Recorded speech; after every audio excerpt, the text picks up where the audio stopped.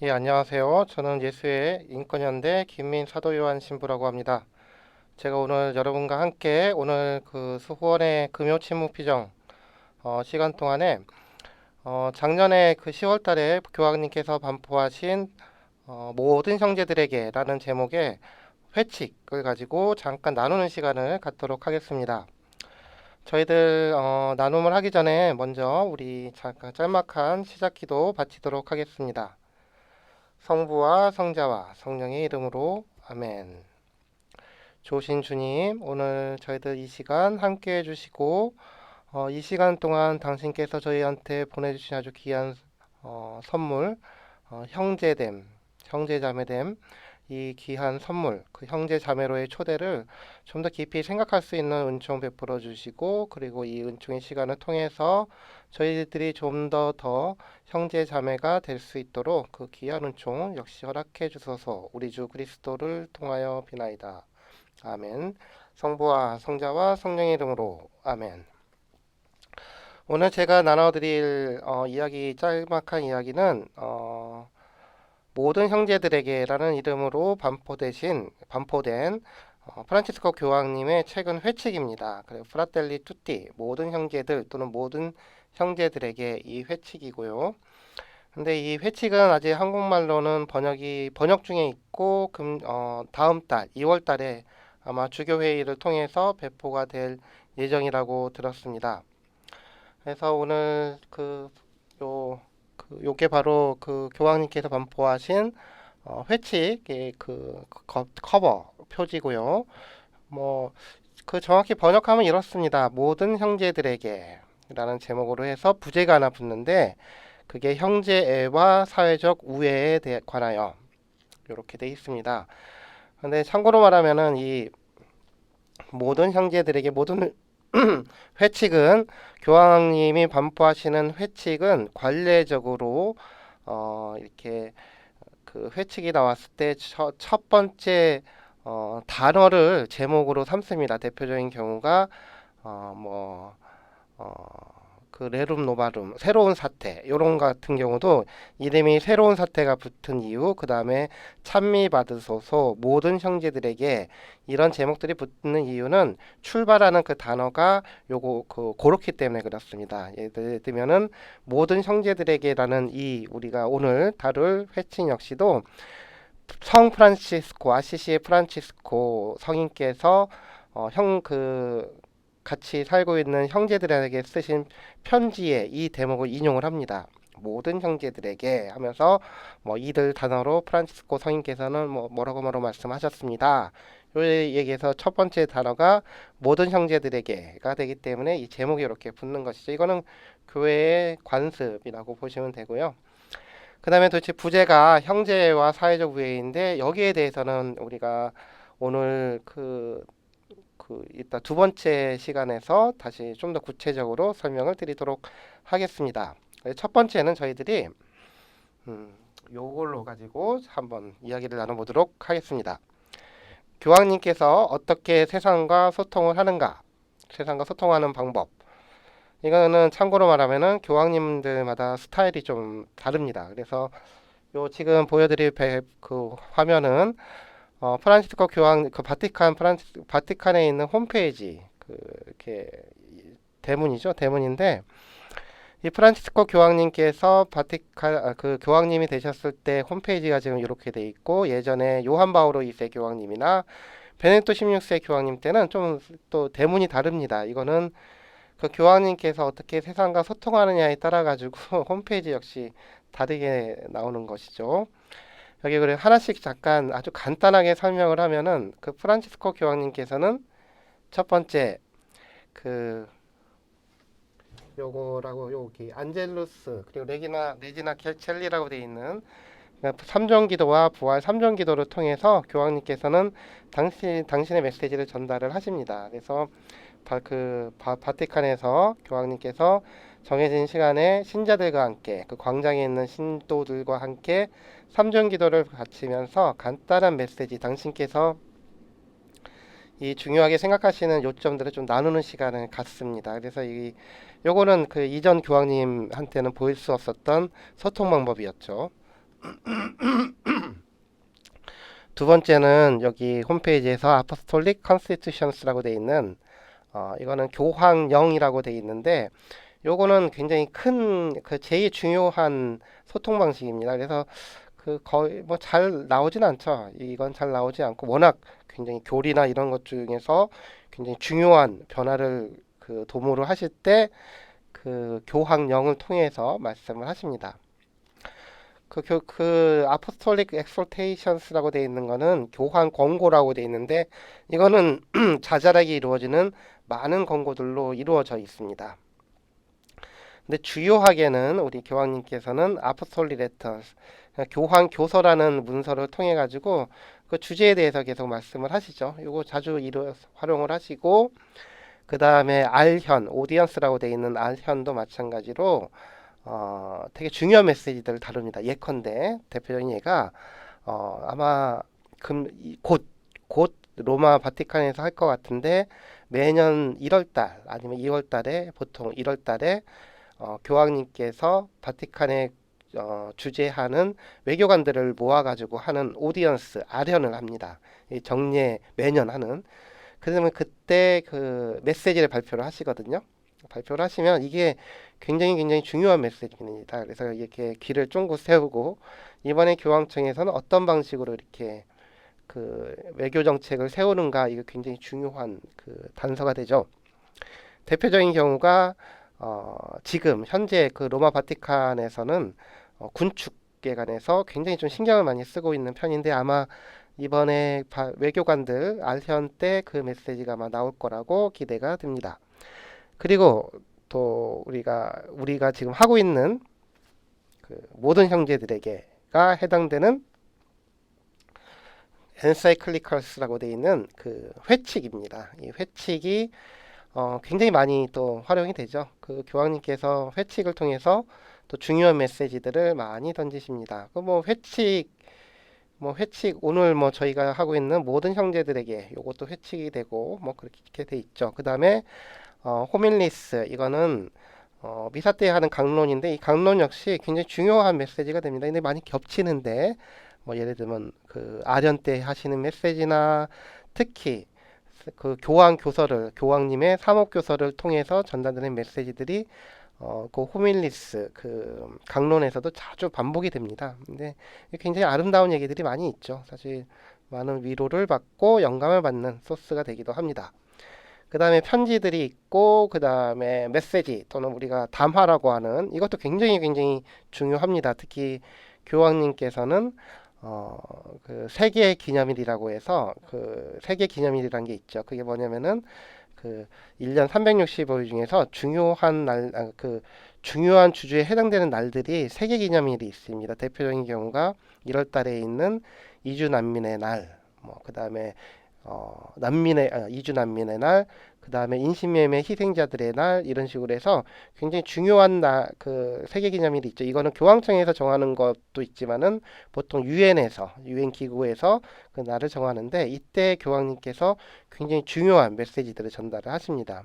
그래서 개인적으로 유심히 보는 메시지 담화 발표는 저 개인적으로는 세계 이주 난민의 날, 세계 이주민의 날, 그 다음에 매체 커뮤니케이션에 종사하는 사람들을 위한 날이 또 있는데 그때 굉장히 중요한 말씀을 하시죠. 그래서 그런 것들이 있고 그 다음에 희한한 단어가 나옵니다. 영어로 보면은 여기 홈페이지에 보면은 이게 홈페이지가 이탈리아어, 영어, 그 다음에 스페인어 이런 식으로 여러 가지 언어로 되어 있는데 여기 영어 홈페이지인데 여기 보면은 희한한 단어가 나오죠. 모투 프로포리오라고 하는 단어가 나오는데 그 번역을 하면은 이거는 우리는 자의교서라고 번역을 하는데 이것도 모투 프로포리오라는 단어도 좀 어려운데 자의교서라는 말도 좀 어렵죠. 이 자의가 뭘까? 그 자주색으로 돼 있는 편지인가 하는데 그걸 아니고 이거는 뭐냐면은 교황님께서 특별히 중요하다고 생각하는 주제에 대해서 자의적으로 당신 뜻대로 그 내는 특별한 소통 문서입니다. 그래서 자위교서는 물론 교황 자문들하고 의논을 하시겠지만은 다른 기구랑 의논하는 게 아니라 교황님이 볼 때 굉장히 중요하다고 생각되는 것. 대표적인 경우가 이번 프란치스코 교황님께서 그 아동 성추행에 대해서 굉장히 신경을 많이 쓰시죠. 사실 그것 때문에 칠레 교회에서 일어났던 아동 성추행 문제 때문에 교황님께서 굉장히 좀 힘든 시간을 가지시기도 하셨는데 그 교황님께서는 이 주제에 대해서 자의교서를 발표를 하셨죠. 그래서 미성년자와 미성년자와 힘없는 이들의 보호라는 제목의 자의교서를 발표를 하신 겁니다. 그것도 마찬가지로 이거 굉장히 중요한 주제인데 이게 워낙 중요하고 긴급하기 때문에 다른 어떤 절차를 통하기보다는 이건 내 직권으로 이렇게 얘기를 하겠어. 이렇게 하는 게 자의교서의 형태인 것이죠. 반면에 뭐 교황 권고라든지 교황 교서라든지 특히 교황령 같은 경우는 굉장히 절차를 따라 가지고 오래 걸려서 이렇게 밥을 짓는다고 한다면 뜸을 들여 가지고 하는 것이고 자의교서는 굳이 얘기하면 햇반 같은 거죠. 전자레인지에 빨리 돌려 가지고 이따 굶주림을 목마름과 굶주림을 해결하는 그런 식이라고 이해하시면 될 겁니다.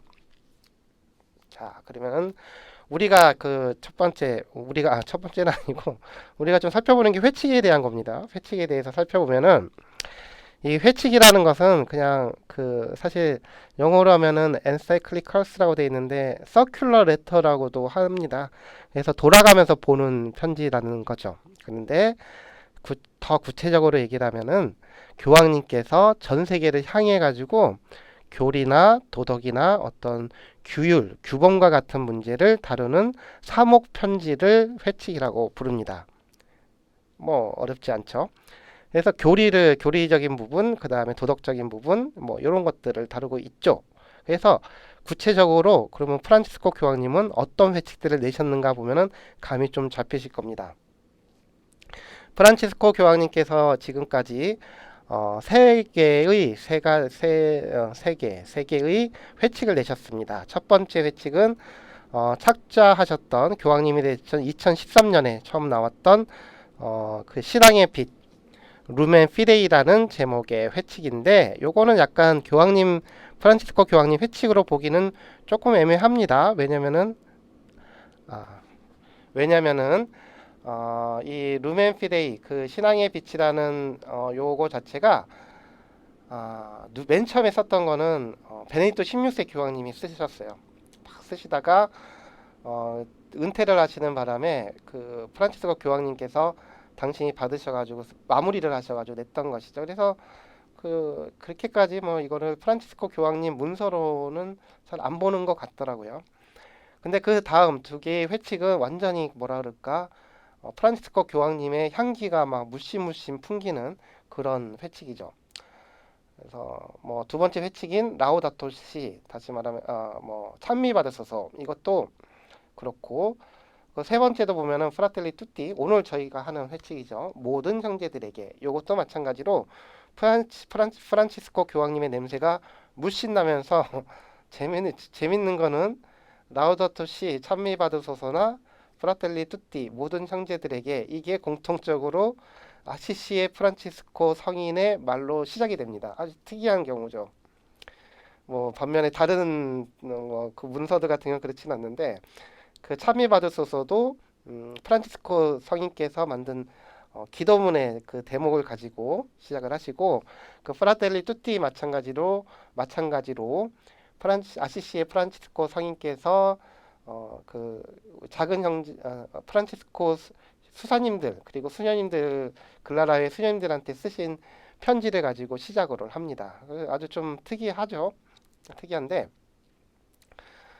그 이 세 개의 회칙 중에서 재밌는 거는 첫 번째 그 신앙의 빛 루멘 피데이를 제외하고 나머지 두 개가 하필이면 회칙들 중에서 사회 회칙에 해당됩니다. 무슨 말이냐면은 프란치스코 교황님께서는 여러 개의 회칙을 쓰셨는데 대부분의 경우 당신이 쓰신 회칙들이 특이하게도 사회 정의의 문제를 다루는 사회 회칙이라는 것이죠. 근데 이 회칙들은 교리적인 것도 다루기도 하거든요. 근데 프란치스코 교황님께서 얼마나 이런 부분에 대해서 관심이 많고 신경을 쓰시고 계시는지 저희들이 알 수 있을 겁니다.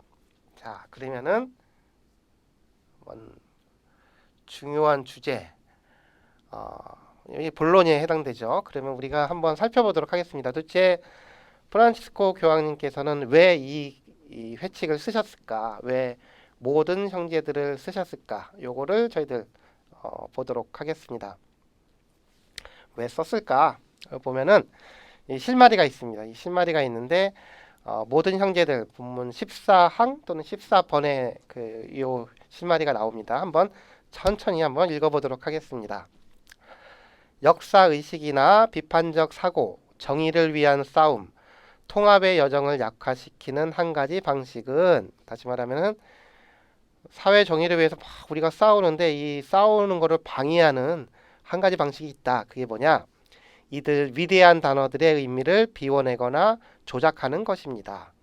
그 결과 오늘날 민주주의, 정의, 자유, 정의, 일치와 같은 단어들이 실제로 무엇을 의미합니까? 이 질문을 던지죠.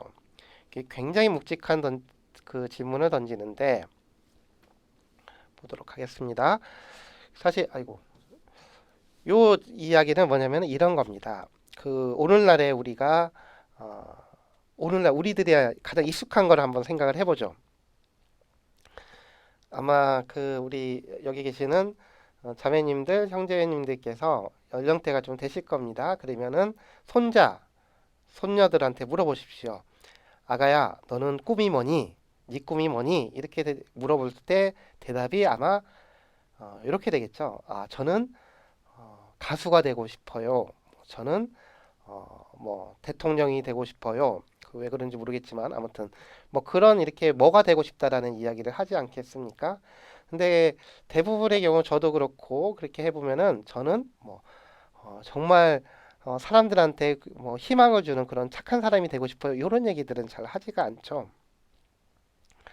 다시 말하면은 오늘날의 중요한 그 가치들이 조금 다르다는 것을 보게 됩니다. 그것은 뭐냐면은 부라든지 명예라든지 이런 것들이 굉장히 중시되는 가치.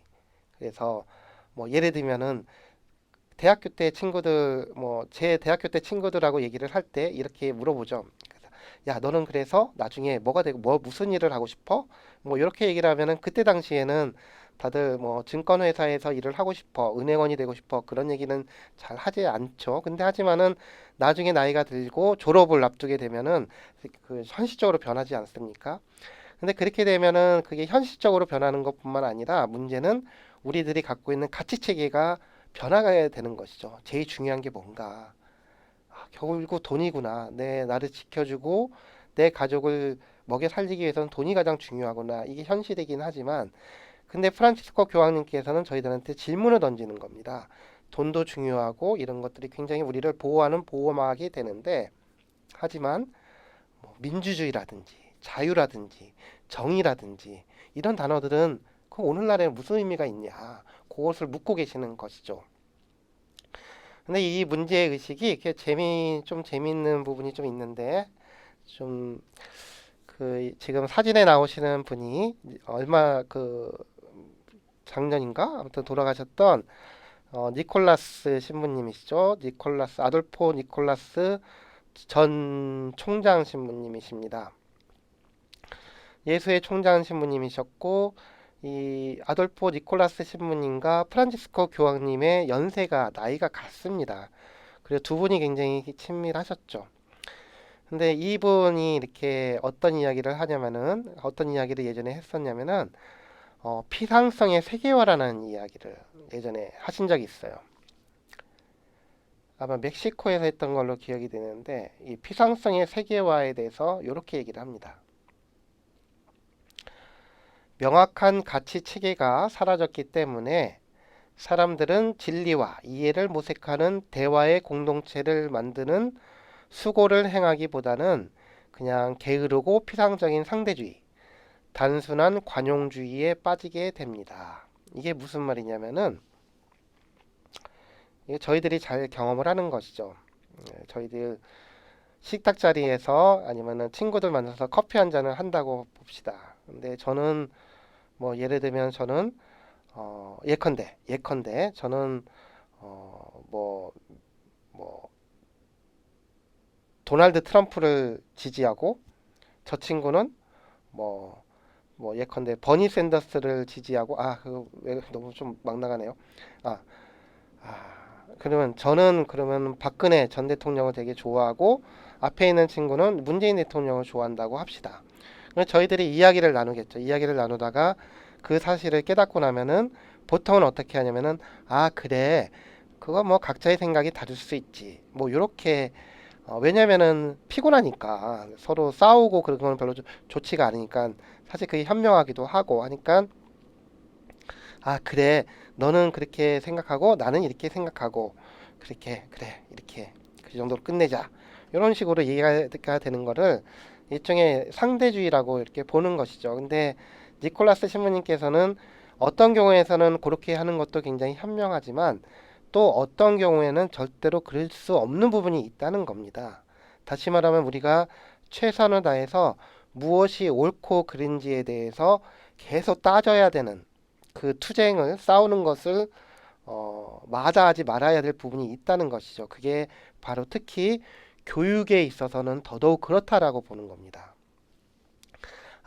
너는 그렇게 생각하고 나는 이렇게 생각하고 그러한 그냥 그 단순한 관용주의나 상대주의 이거는 우리 교육을 망치는 것이고 진리와 참됨에 대해서 끊임없이 이렇게 그 추구해 나가야 된다는 것이죠.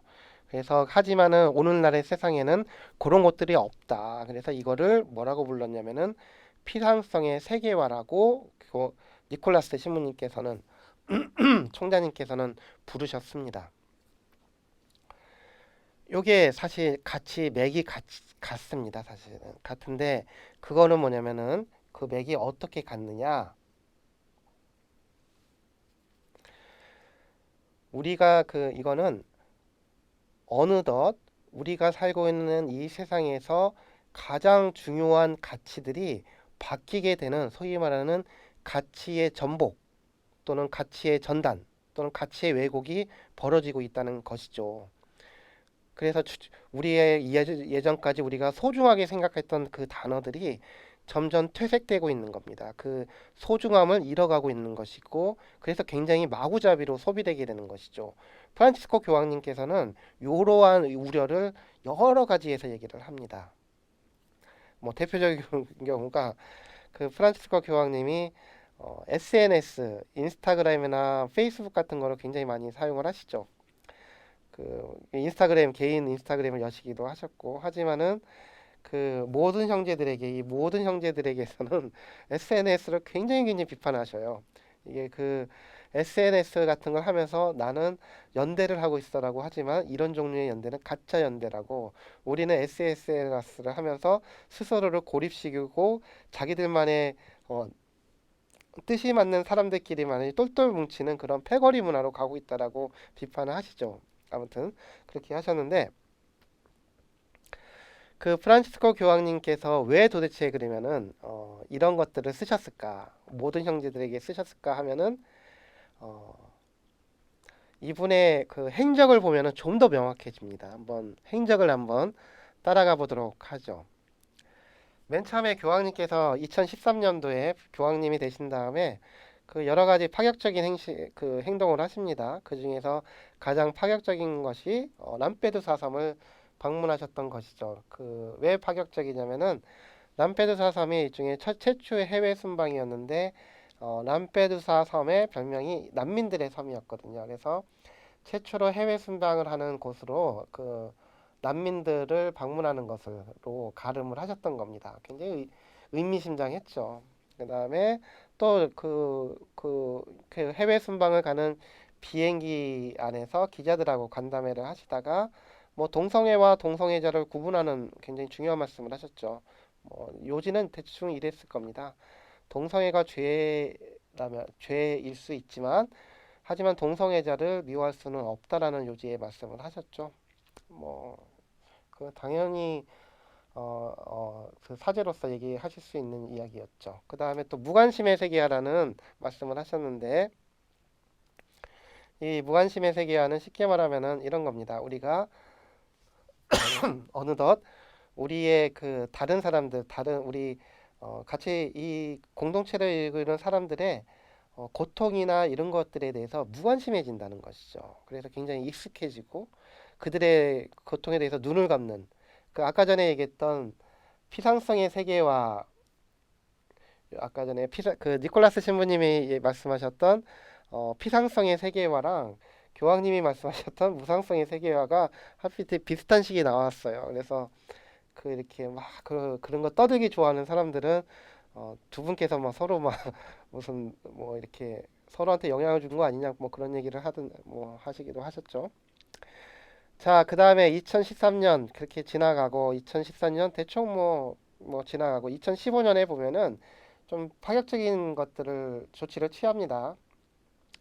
특히 로마의 그 노숙자들이 많다라고 하더라고요. 저는 잘 모르겠는데 아무튼 노숙자들을 위해서 그 노숙자들한테 가장 필요한 게 무엇입니까? 이렇게 물어봤더니 누가 뭐 씻는 거 사실 맞죠. 노숙자분들은 씻는 게 굉장히 중요하니까 씻는 거 그다음에 먹는 거가 가장 중요하다. 이렇게 얘기를 하니까 교황님께서 교황청에 있는 시설들을 개방을 하면서 이동형 샤워 부스를 만들고 설치를 하고 그다음에 그 무료 식당을 몇 개 여셨습니다. 뭐 굉장히 파격적인 것이었고 그다음에 노년들, 그 연세 드신 분들에 대해서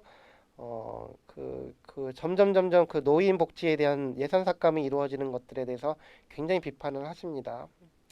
근데 그거는 뭐 다 그 맥이 좀 있는데 그 나중에 설명을 드리도록 하겠습니다. 그 다음에 명실상부한 최초의 당신의 회칙이신 차미 바드소가 반포가 되죠. 그 다음에 여기 보면 발도파라고 돼 있는데 이게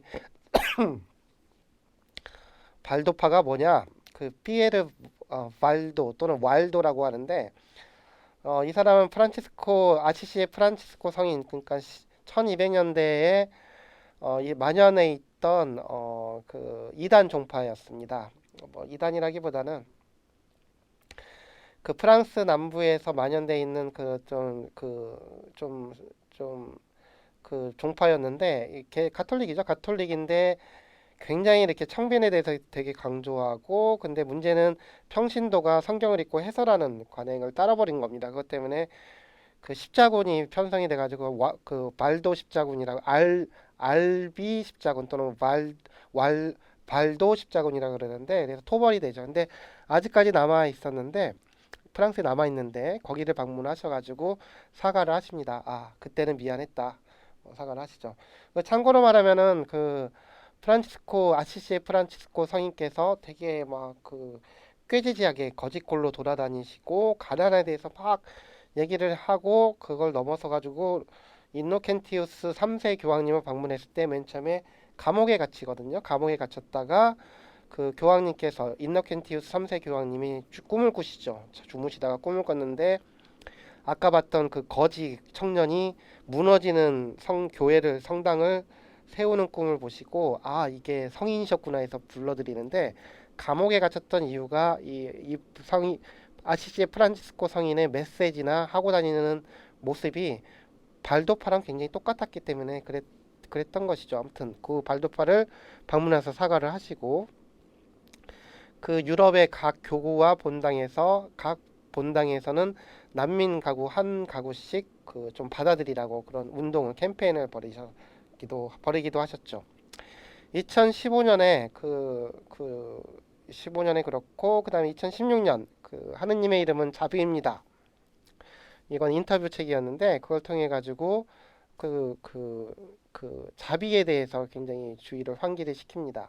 그리고 이때 2016년서부터 17년까지 자비의 해가 시작이 됐던 걸로 기억이 되고 그 다음에 뭐 여러 가지 활동을 하십니다. 자, 2018년으로 넘어가죠. 2018년으로 넘어가면은 그 교황님께서는 굉장히 뜻밖에도 현대 파생금융 상품을 비판을 하십니다. 파생금융 상품을 비판을 하시고 그 다음에 폭력과 은폐의 문화를 비판하는데 이 폭력과 은폐의 문화는 뭐냐면은 성폭력과 이 성폭력을 그 은폐하는 것이죠. 그 특히 칠레의 가톨릭 교회의 이야기를 하는 겁니다. 그래서 2018년도에 칠레 가톨릭 교회가 얼마나 조직적으로 사제의 성폭력을 은폐해 왔는지에 대해서 폭로하게 해서 이루어지고 교황님께서 그 예전에 실수하신 것도 있고 하셔가지고 이분이 이거를 완전히 드러내는 작업을 하셨죠. 굉장히 고통스러운 작업을 하셨습니다. 그 다음에 2020년에 드디어 오늘 우리가 다루는 모든 형제들이 반포가 됐던 것이죠. 여기서 알 수 있지만은 그 교황님께서 이 일련의 활동들, 행동들 속에서 하셨던 것들은 뭐냐면은 우리가 이제까지 잊고 있었던 굉장히 중요한 소중한 단어였던 자비와 연민에 대해서 일깨워주는 작업을 하셨던 겁니다. 하느님의 이름은 무엇이냐? 하느님의 이름은 자비입니다. 그러니까 우리가 이렇게 그럼 자비란 무엇이냐? 자비란 뭐냐면은 바로 옆에서 죽어가고 있는 사람들에 대해서 그들의 얼굴을 다시 쳐다보고 그들의 이름을 잊혀졌던 이름을 불러주는 것. 요게 자비가 되는 것이죠. 실제로 람페두사 섬에서 난민들과 그 활동가 그 NGO 스태들에게 그 강론을 하시기도 하셨고, 그래서 자비와 연민에 대해서 끈히 우리들한테 그 환기를 시키고 계셨던 겁니다. 우리가 잊었다는 그 사실에 대해서 일깨움을 주시고 다시 한번 이 단어들 하느님의 아주 귀한 속성인 이 자비와 연민에 대해서 일깨워 주셨던 것이죠. 또 다른 작업을 합니다. 그거는 뭐냐면은 이 자비와 연민의 그 걸림돌들 그리고 장애물들을 하나씩 확인을 합니다. 잘못된 방식의 세계화들, 뭐 무관심의 세계화, 빈곤의 세계화, 그다음 피상성의 세계화, 수많은 세계화들, 아주 잘못된 방식의 세계화에 대해서 지적을 하시는 것이죠. 그 다음에 또 그 신자유주의에 대해서 계속 얘기를 합니다.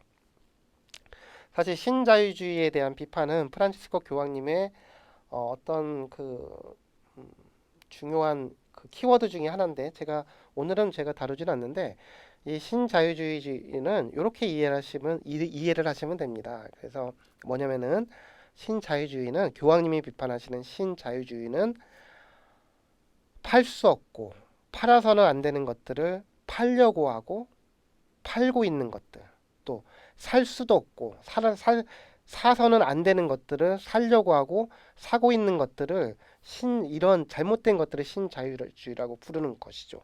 대표적인 경우가 인신매매인데 이 인신매매도 어떤 인신매매냐면 이런 겁니다. 신자유주의는 계속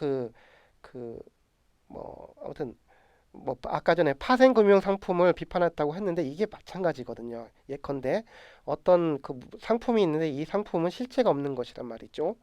실체가 없는데 계속 돈을 그냥 인간의 탐욕을 뭐 연료로 삼아서 계속 이유를 창출하는 것들 이것들에 대해서 교황님께서는 그냥 신자유주의라고 그 라벨을 붙여가지고 거기에 대해서 말씀을 하시는 것이죠. 자, 그 아무튼 요거 넘어가고 자 그러면 결국 정리를 좀 한번 해보죠. 정리를 하면 이렇습니다.